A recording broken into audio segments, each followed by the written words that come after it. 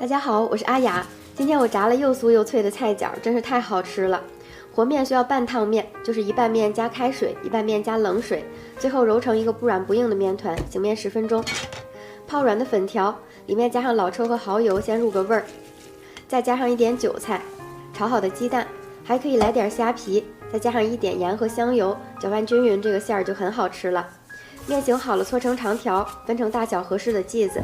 擀成一个大圆饼，然后给它对折，用擀面杖压个印儿再切开，这样就形成一个三角口袋。往这个口袋里面加满馅儿，再封口，这个菜饺就做好了，是不是很简单呀？锅里油温7成热，下入菜饺炸，中途勤翻面，让菜饺受热均匀，炸到两面金黄糊起来了就是熟了。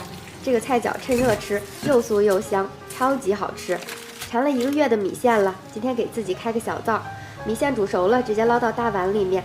加上米线带着酱菜调味包，再加上适量开水，这碗麻辣米线就做好了。